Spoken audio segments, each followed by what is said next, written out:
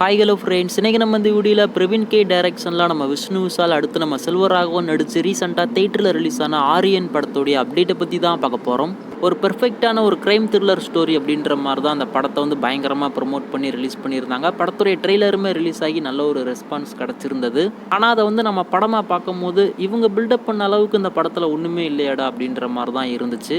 ஒரு mixed review தான் இந்த ஆரியன் படத்துக்கு வந்து கிடச்சிருக்கு. அதுலேயும் முக்கியமாக படம் பார்த்து முடிக்கிற வரைக்கும் நம்ம மண்டைக்குள்ள கேள்வி தான் ஓடிக்கிட்டே இருக்கும். நம்ம செல்வராகவன் செத்துட்டாரா, இல்லை உயிரோடு இருக்காரா, இல்லை செத்த மாதிரி நடிச்சிருக்காரா அப்படின்னு சொல்லிட்டு.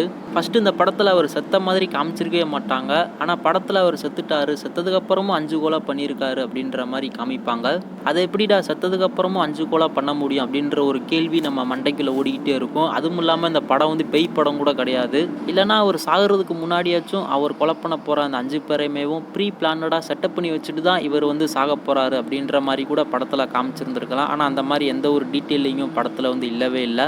சரி, செத்தவங்களாச்சும் கெட்டவங்களா அப்படின்னு சொல்லிட்டு பார்த்தா அந்த 5 பேரும் ரொம்ப ரொம்ப நல்லவங்களா இருப்பாங்க. நல்லவங்களை எதுக்குடா கொலை பண்ணீங்க அப்படின்ற மாதிரி இந்த ஒரு கேள்வியும் நம்ம மைண்டுக்குள்ளே ஓடிக்கிட்டே இருக்கும். ஒரு டிஃப்ரெண்ட்டான ஒரு க்ரைம் த்ரில்லர் சப்ஜெக்டை தான் இவங்க வந்து எடுத்திருக்காங்க. ஆனால் அது அந்த அளவுக்கு சரியாக ஹேண்டில் பண்ணலையோ அப்படின்ற மாதிரி தான் எனக்கு தோணுது.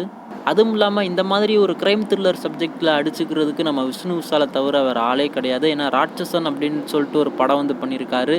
இப்போ வரைக்குமே எந்த ஒரு க்ரைம் த்ரில்லர் படமும் அந்த படத்தை வந்து பீட் பண்ணவே இல்லை. அதுதான் டாப்பில் இருக்குது இப்போ வரைக்கும். அப்படி இருக்கிற பட்சத்தில் நம்ம விஷ்ணு விஷாலுக்கு இந்த ஆரியன் படம் அந்தளவுக்கு பெருசாக ஒன்றுமே இல்லையே அப்படின்றது ஆடியன்ஸுக்கு ஒரு மிகப்பெரிய ஒரு ஏமாற்றமாக போயிருச்சு. நீங்களுமே இந்த ஆரியன் படத்தை பார்த்துருந்தா எப்படி இருந்துச்சு அப்படின்றத கீழே மறக்காமல் கமெண்ட் பண்ணுங்கள். இப்போ இந்த ஆரியன் கூடி சீக்கிரம் டிஜிட்டலாக ஓடிடியில் ப்ரீமியர் ஆக போகுது. நம்ம நெட்ஃப்ளிக்ஸ் அவங்க தான் அந்த படத்துடைய டிஜிட்டல் ரைட்ஸை வந்து வாங்கியிருக்காங்க. நவம்பர் 27 அப்படி இல்லைனா 28 நெட்ஃப்ளிக்ஸில் அந்த ஆரியன் படத்தை எக்ஸ்க்ளூசிவாக ப்ரீமியர் பண்ணுவாங்க.